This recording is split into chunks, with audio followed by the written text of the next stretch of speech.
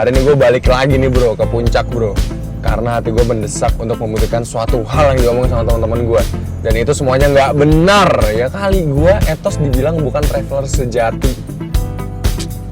Jelas gue seorang traveler sejati. Mereka bilang gue takut ketinggian. Sekarang giliran gue nih.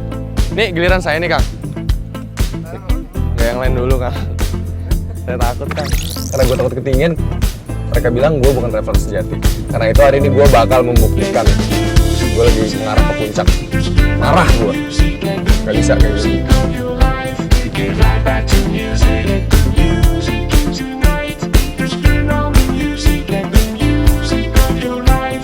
Puncak bro.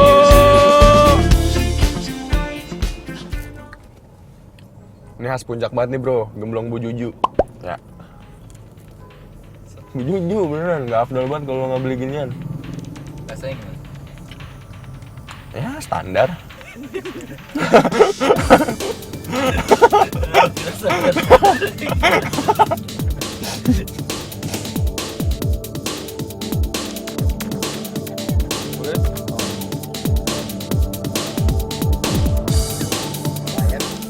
Bro, kita sampai. Kita ketemu Kang Anwar aja. Bilang aja ketemu Kang Anwar.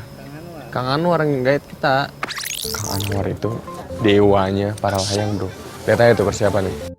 Kayaknya tiap hari sarapannya parasut nih. Bro, tawa kan dia bro.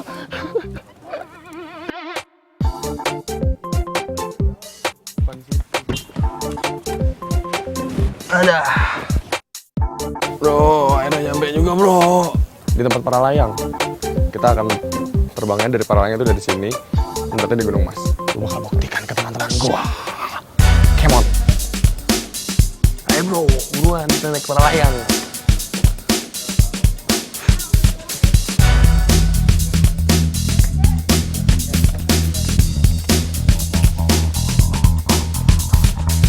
Gak sabar gue nih bro.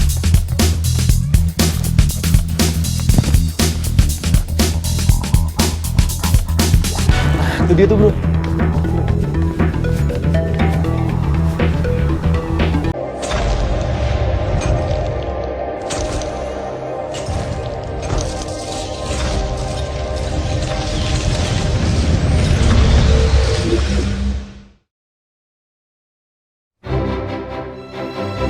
Museum Rekor Dunia Indonesia didirikan atas prakarsa Jaya Suprana pada tanggal 27 Januari 1990, berlokasi di kawasan industri Jamu Jago, Srondol, Semarang.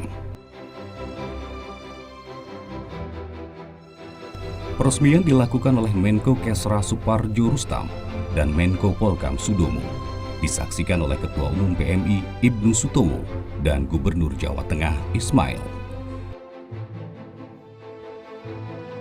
Museum Rekor Dunia Indonesia kemudian populer dengan sebutan akronim MURI yang diberikan oleh Suparjo Rustam pada saat upacara peresmiannya. MURI merupakan lembaga pencatat rekor yang pertama di Indonesia. Pendirian dan pelaksanaan kegiatan MURI didukung sepenuhnya oleh kelompok usaha Jamu Jago. Museum Rekor Dunia Indonesia didirikan dengan tujuan mengobarkan semangat kebanggaan nasional.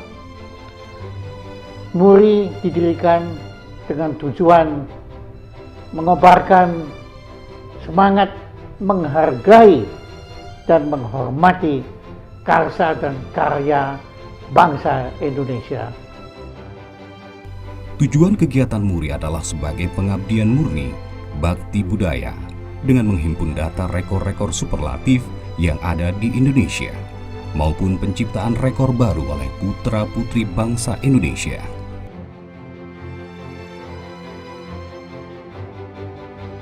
Berbagai prestasi penciptaan rekor tersebut dapat menjadi inspirasi penggugah semangat juang putra-putri bangsa untuk mempersembahkan karsa dan karya terbaik di bidang keahlian masing-masing.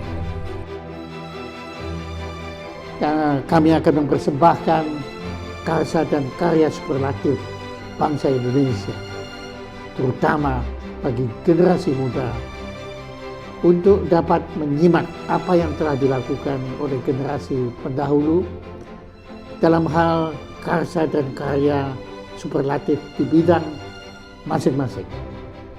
Kami yakin generasi muda akan mampu menciptakan karsa dan karya superlatif yang lebih superlatif lagi.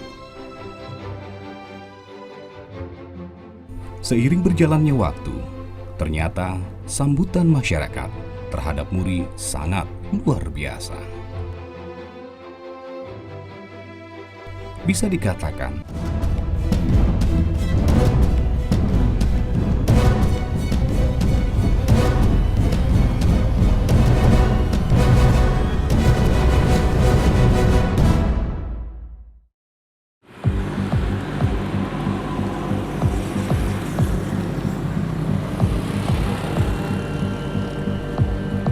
DKI Jakarta tercatat sebagai kota yang padat penduduk.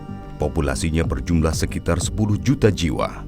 Jumlah populasi yang besar ini tersebar di wilayah administratif seluas 661 km persegi, yakni Jakarta Utara, Jakarta Barat, Jakarta Timur, Jakarta Pusat, dan Jakarta Selatan.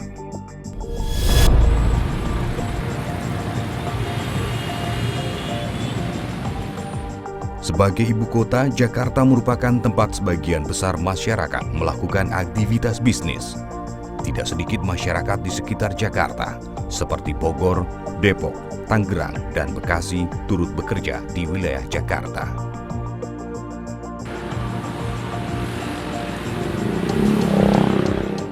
Fakta tersebut yang membuat jalanan di Jakarta hampir selalu dipadati oleh kendaraan bermotor.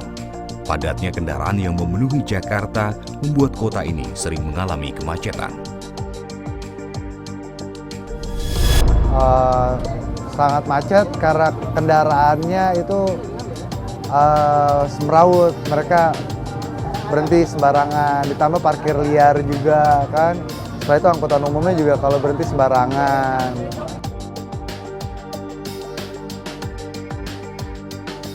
Udah nggak ada lahan aja buat jalan.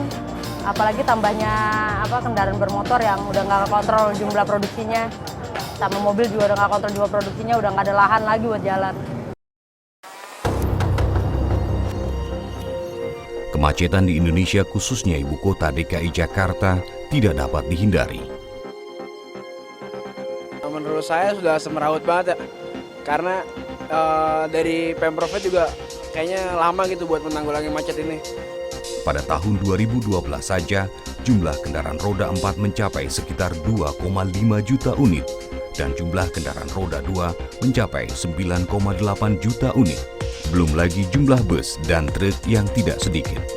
Fakta ini membuat Indonesia kini menjadi negara ketiga yang paling banyak menggunakan kendaraan bermotor. Di DKI Jakarta tersedia jaringan jalan raya dan jalan tol yang melayani seluruh kota. Namun perkembangan jumlah kendaraan dengan jumlah jalan sangatlah timpang. Menurut data dari Dinas Perhubungan DKI Jakarta, tercatat 46 kawasan dengan 100 titik simpang rawan macet di Jakarta.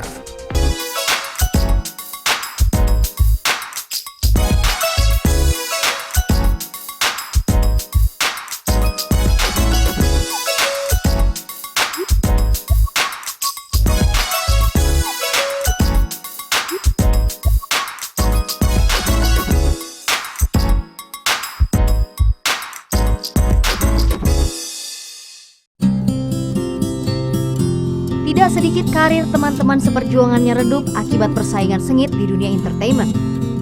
Banyaknya pendatang baru tak lantas membuat dirinya ragu untuk terus berkarya.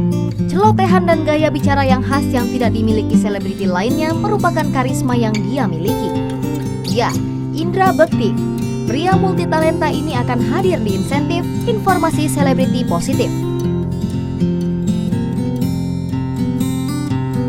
Halo, apa kabar pemirsa? Berjumpa kembali dengan saya Malinda di Insentif Informasi Selebriti Positif.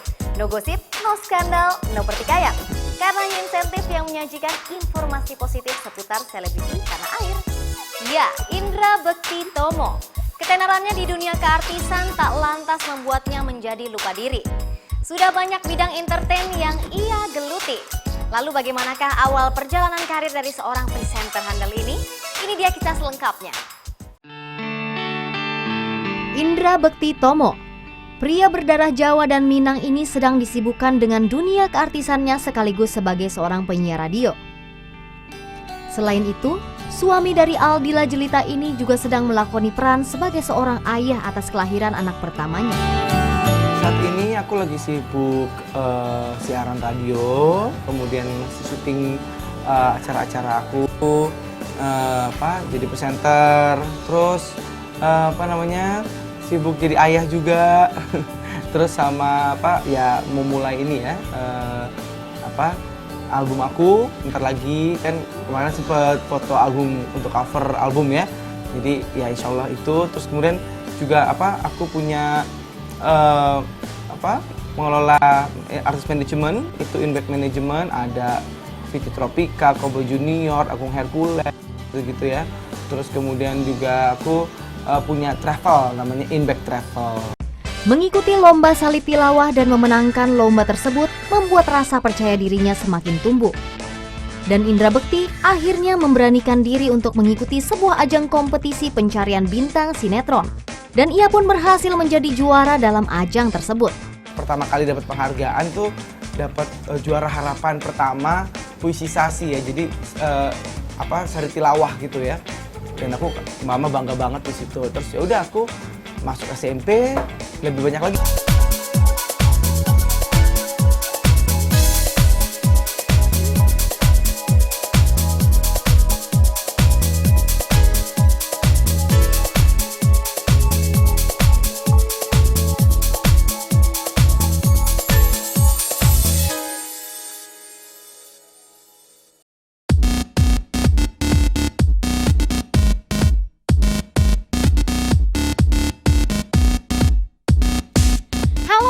Balik lagi di acara yang paling komplit membahas dunia seputar entertainment, lifestyle, health and beauty, dan high recommended things yang pastinya fantastic.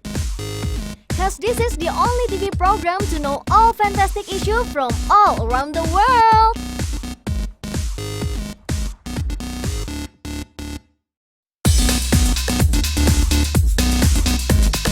Nah, di episode kali ini, So Fantastic akan membahas selebritis Indonesia maupun luar negeri yang mengalami cinta lokasi hingga akhirnya mereka dan pasangannya ini lanjut hingga ke jenjang pernikahan. Wow! Nah fans, penasaran kan siapa aja sih selebritis yang So Fantastic ceritakan tadi? Langsung aja, ini dia informasinya.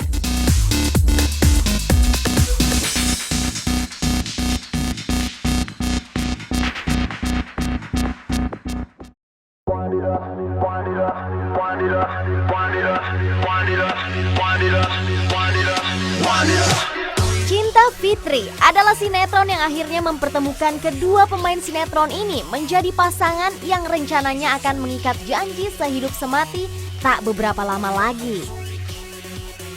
Yap, ini dia Shireen Sungkar dan Tengku Wisnu. Dipasangkan di sinetron Cinta Fitri dengan menjadi sepasang kekasih dan berlanjut hingga menikah, ternyata membangkitkan chemistry di antara keduanya hingga di luar area syuting. Walaupun sebelumnya baik Shireen maupun Tengku Wisnu masih memiliki pasangan masing-masing, namun pada akhirnya mereka dipersatukan karena intensitas pertemuan yang begitu sering. Wah, ternyata benar ya, cinta bisa datang karena terbiasa.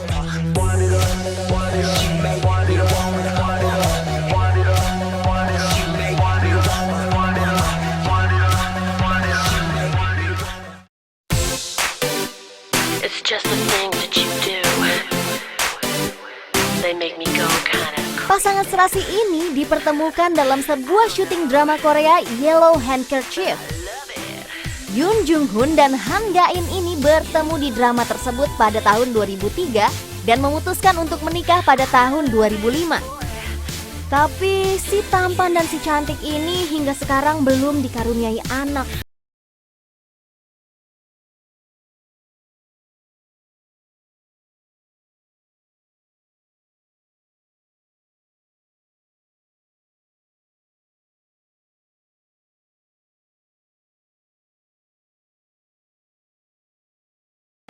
Halo pemirsa Mitra Plus dimanapun Anda berada, apa kabarnya hari ini? Pastinya baik-baik aja kan? Tapi saya lihat dari sini Cap, ada pemirsa di rumah yang lagi lesu. Kenapa pemirsa? Apa? nggak punya uang buat belanja. Ya ampun pemirsa, hari gini nih ya, tapi pas banget pemirsa nih. Karena kita lebih baik buka usaha aja pemirsa. Di sini di Mitra Plus saya akan memberikan banyak sekali referensi usaha dan kita akan bahas mengenai modal awal, pengeluaran, sampai nanti keuntungan yang bisa pemirsa pakai buat apa aja tuh, termasuk saya. Saya juga sekarang lagi mikir-mikir nih. Dan saya boleh curhat nggak pemirsa? Ini adalah episode Mitra Plus yang paling saya suka karena apa? Saya akan makan-makan. Saya udah bagi perut saya nih pemirsa jadi 4 segmen. Segmen 1, segmen 2, segmen 3, segmen 4. Karena setiap segmen itu kita akan melihat banyak sekali kuliner. Ya, kita akan bahas mengenai referensi usaha kuliner. Pemirsa nggak boleh ngiler-ngiler dulu nih. Karena saya sekarang mau kasih intip dulu cuplikannya sebentar. Ini dia.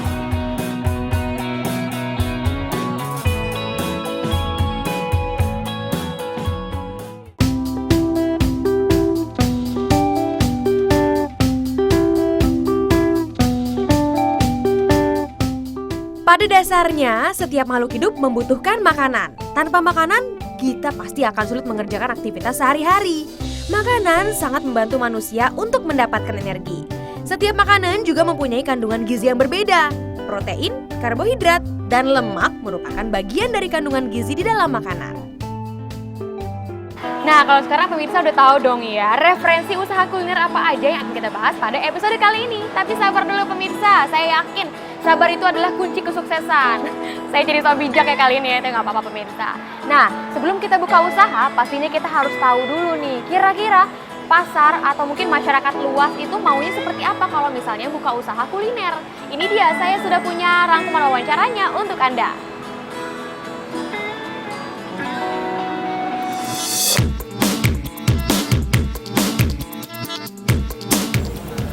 Sekarang ini kelihatannya sangat berkembang pesat karena mungkin lebih cenderung ke salah satu tempat, jadi orang lebih dekat. Misalnya di daerah Jakarta Selatan, kita yang di daerah rumah kita Jakarta Selatan bisa memilih dengan cepat.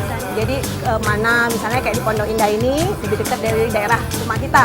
Instead of daripada kita harus ke daerah utara dan timur gitu. Jadi semuanya kelihatannya sangat berkembang saat ini.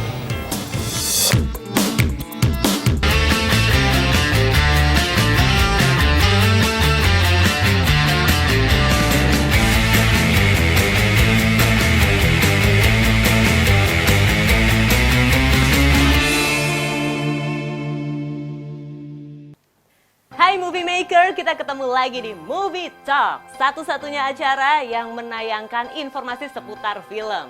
Dan ada Sarah yang akan menemani selama setengah jam ke depan, pastinya dengan segmen-segmen yang menarik.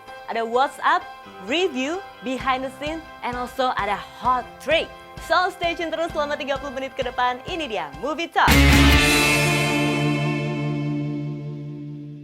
What's Up di Movie Talk kali ini? Well, yang jelas ada film-film keren yang sudah kita pilihkan, khusus untuk Movie Maker. Ada apa aja? Dan inilah dia film-film pilihan dari Movie Talk.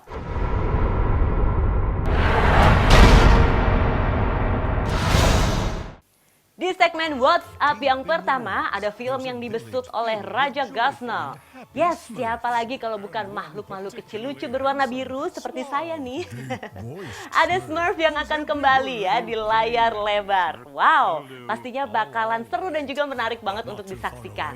Karena Gargamel si penyihir jahat ya, lagi-lagi nggak henti-hentinya untuk berniat menghancurkan Smurf, bahkan juga menghancurkan dunia ini.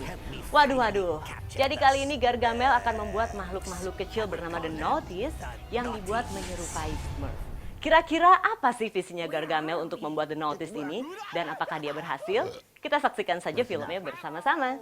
From Sony Pictures Animation. Naughties, attack! Here's my plan. We trick Smurfette into being naughty like us. And she'll have so much fun, she'll never go back. Oh dear, catch please. Don't worry, Smurfette could never be naughty. Why are we going so slow? The Smurfs. Two Smurfs. Guys, I'm just smurfing with you. That is an excellent impression. Di film yang kedua, kita kasih 4 bintang untuk film dari dalam negeri ini. Ada satu film yang dibuat dari buku yang ditulis sama Dewi Lestari, apalagi kalau bukan Madre. Dan Madre ini akan diperankan oleh Vino Bastian dan juga Laura Basuki. Apa sih sebenarnya cerita dari Madre ini? Ini bercerita mengenai seorang pemuda bernama Tansen yang bekerja serabutan di Bali. Tiba-tiba Tansen mendapatkan panggilan untuk datang ke Jakarta dan diamanahkan untuk menjaga Madre. Siapa sebenarnya Madre itu sesungguhnya ya? Kalau penasaran, mendingan langsung aja ditonton ya Movie Maker. Saya Gandhi, pengacara keluarga Tan Sigi. Ini warisan buatmu. Tah, ini teh dulu toko roti.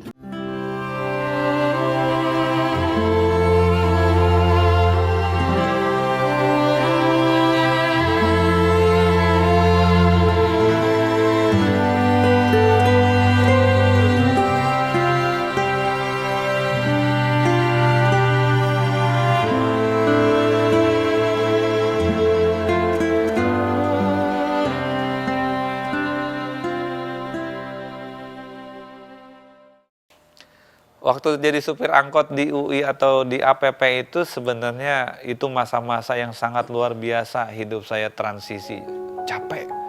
Awan tuh lahiran 73 gitu istilahnya. Tapi saya juga ya nggak tahu di mana ibunya, nggak tahu ya, sampai sekarang juga saya nggak tahu. Ya tapi dia sih nggak rasa-rasa lah sama saya gitu istilahnya.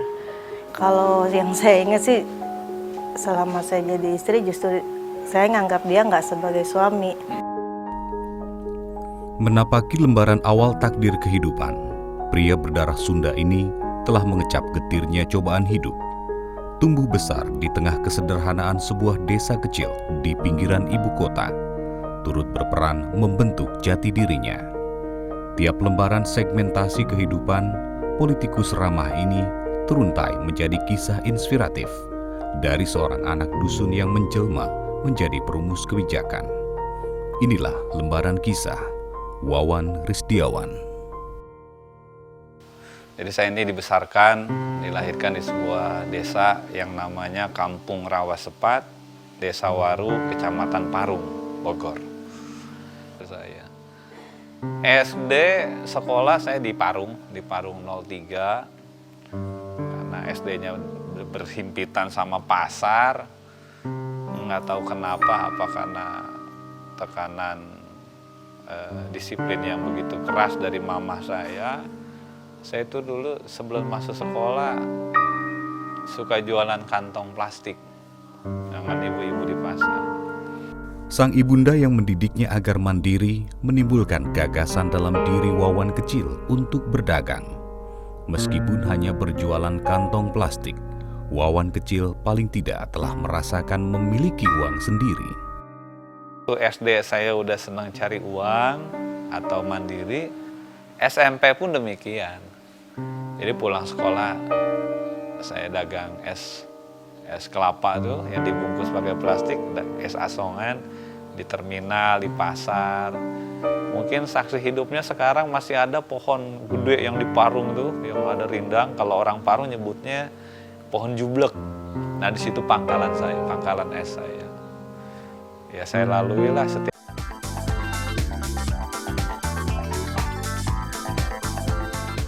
Lowongan datang dari PT Tiga Raksa Satria Tbk. Lowongan yang ditawarkan adalah untuk posisi Administration Staff. Syarat yang harus dipenuhi pelamar antara lain pria, wanita, maksimum 28 tahun. Pendidikan minimum D3 Teknik Informatika, Akuntansi, Manajemen, Keuangan, dan Perpajakan. Memiliki pengalaman administrasi minimum 1 tahun, terutama di perusahaan distributor atau FMCG. Lamaran dikirim paling lambat tanggal 5 Oktober 2013. Lamaran dikirimkan ke alamat email Graha Sukovindo, Pancoran DKI Jakarta, Indonesia.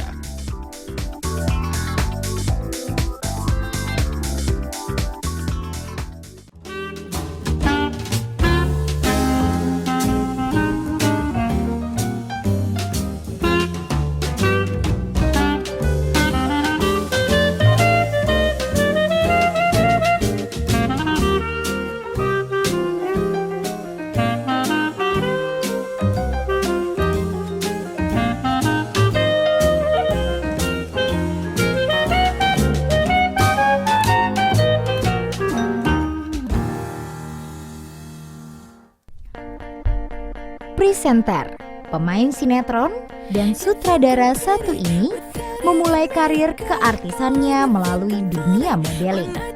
Melejit melalui serial drama komedi Lenong Rumpi, selebriti satu ini juga dikenal sebagai penulis buku fenomenal Kamus Bahasa Gaul.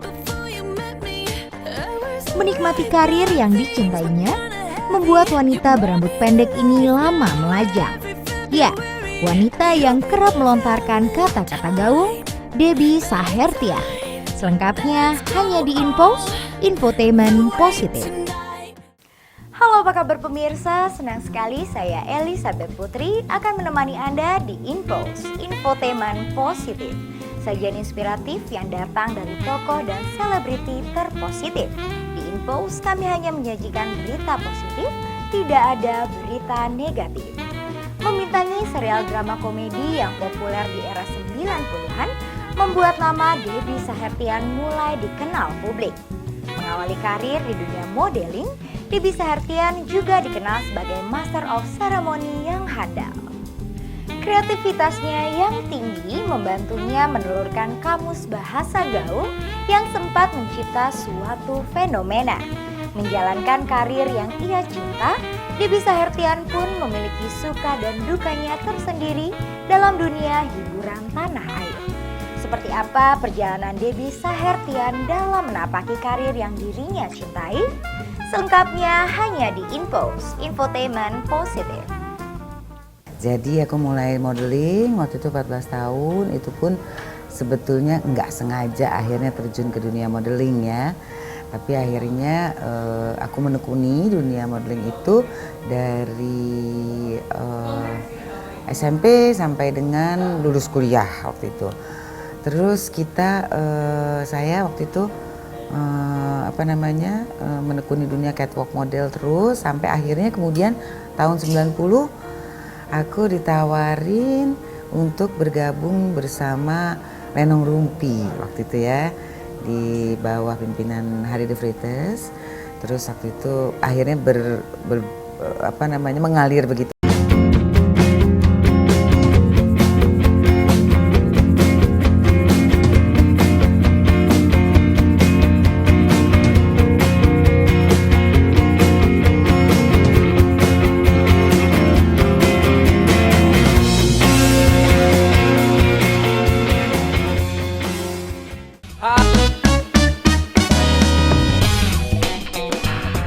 Hai Musikmania, apa kabarnya? Bertemu dengan saya Ishak Tongam di Music Room. Senang sekali ya, 30 menit kita akan lebih bersenang-senang banget. Karena apa? Karena di Music Room, all music in one room. Oke, ngomong ada minuman nih, enak banget ya. Tapi karena saya OCD ya, ono cemilan disikat.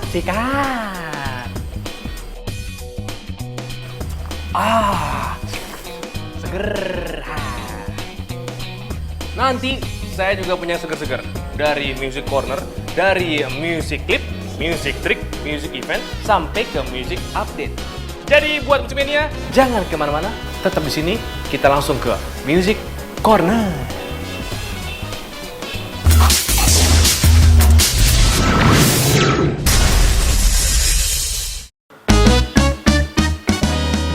Hai Musikmania, udah gak sabar dengan info pertama di Music Corner? Nah, kita bakal ngomongin satu band Indonesia yang sudah cukup lama, yaitu Gigi. Halo Kak Arman dan teman-temannya, apa kabar? Oh, infonya nih ya, bahwa mereka sedang mempersiapkan album baru yang bakal keluar di bulan Maret 2014. Dan mereka recordingnya di luar negeri. Tapi kata Kang Arman bukan berarti mereka tuh go internasional, karena cuma recording doang, bukan benar-benar di sana buatnya, mereka promo di sana, bukan cuma recording doang. Itu oke men, itu oke. Yang penting ada sesuatu yang baru dari Gigi, yaitu album barunya. Ini juga memperingati ulang tahun mereka yang ke-20. Oke. Gigi ada sebuah lagu sih yang benar-benar mengenang di hati saya. Lagu kayak gini. Aku Gigi, mulut rumahku, agar sehat dan kuat, aku selalu disikat setiap hari. Go Gigi kita! Oke, kita beralih ke info kedua dari gitaris yang sangat-sangat terkenal. Dulu dia bergabung dalam Guns N' Roses, rambutnya keriting-keriting ke atas gitu ya. Namanya adalah Saul Hudson yang kita tahu dengan Slash. Nah, Slash ini kita kan tahu dia gitaris, tapi sekarang dia mencoba untuk hal lain, yaitu film, dan dia mensutradarai sebuah film film horor. Judulnya Nothing Left to Fear. Tapi selain film, dia juga ayo tarik emak, ayo goyang emak.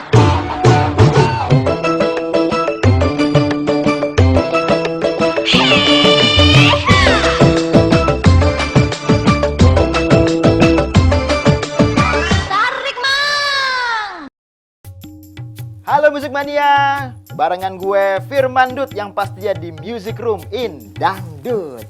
Kita goyang bersama, kita joget bersama, pokoknya gue bakalan kasih banyak sekali informasi seperti ini. BTTK, apa? Bergadang, tarik mang, takis, dan kudet. Kita goyang yuk, musiknya mana musiknya?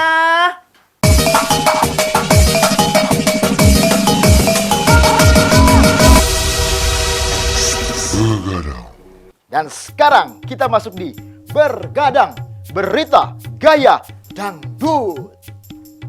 Info pertama datangnya dari duo Aci Musik Mania dan salah satu personil yang namanya Dudi bakalan ngeluarin single. Judulnya adalah Koki Cinta. Widih, bikin lapar ya. Dan di Koki Cinta ini Dudi bakalan duet barengan sama Yuni Mane. Dan kenapa duet sama Yuni Mane? Biar fresh katanya, biar mendapatkan sesuatu yang berbeda. Kita tunggu aja seperti apa musiknya ya. Dan info kedua datangnya dari Nabila. Dulu dia adalah seorang artis cilik yang sangat cantik. Katanya sih mau nyaingin Ayu Ting Ting. Silahkan gak apa-apa. Dan si Nabila ini bakalan ngeluarin single yaitu Kupu Kertas. Genrenya keren banget. Progresif dangdut. Seperti apa musiknya? Kita tunggu aja ya Musik Mania ya.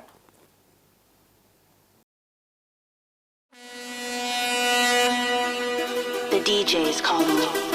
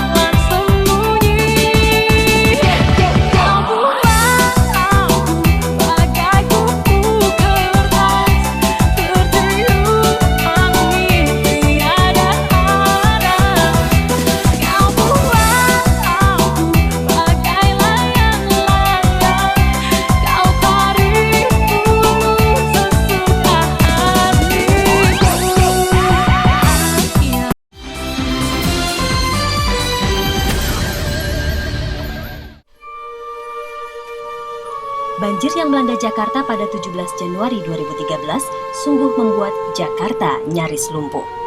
Bahkan hingga sepekan kemudian, sebagian wilayah ibu kota ini masih tergenang.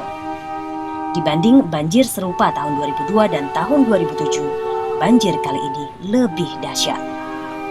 Dampak kerusakan dan kerugian yang ditimbulkan juga sangat besar. Banjir di Jakarta telah membuat ratusan ribu warga Jakarta mengalami penderitaan. Mereka harus tinggal di pengungsian yang tersebar di banyak tempat. Banyaknya warga yang mengungsi akibat banjir menjadi keprihatinan tersendiri bagi Asabri. Sebagai bentuk simpati, Asabri memberikan sumbangan kepada sebagian korban banjir melalui sejumlah posko, seperti Posko Gor Jakarta Timur, Posko Kalibata, dan Posko Bukit Duri Jakarta Selatan. Di Posko Gor Jakarta Timur yang menampung 1.580 pengungsi, Asabri memberikan bantuan sebanyak 300 selimut, 100 buah tikar, obat-obatan senilai 15 juta rupiah, dan sekitar 1.400 nasi siap saji dalam box. Penyerahan dilakukan oleh Dirut Asabri Adam R. Damiri, Senin 21 Januari lalu. Di Posko Bukit Duri dan Posko Kalibata, sumbangan Asabri berupa obat-obatan, tikar, selimut, sapu lidi, sekop, alat pel, dan gerobak sampah.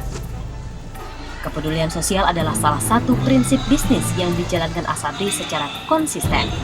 Sebagai badan usaha milik negara, Asabri mendapatkan amanah pemerintah melalui Kementerian BUMN untuk melakukan program kemitraan dan bina lingkungan PKBL. Bagi mereka yang mengalami musibah seperti ini, yang ketiga memang ada program, ya, ada program dari Asabri, yaitu program bina lingkungan. Seperti itu. Jika dengan demikian, kami terpanggil semuanya untuk memberikan bantuan kepada mereka yang kena musibah. Bantuan sosial kepada korban banjir adalah salah satu implementasi PKBL Asabri. Adanya amanah pemerintah untuk memberikan bantuan sosial kepada korban bencana menjadikan kekhususan tersendiri dalam pelayanan Asabri ini. Kepedulian sosial ini tidak membatasi pada korban bencana dari keluarga TNI atau Polri dan PNS Kemhan Polri, melainkan untuk masyarakat secara luas.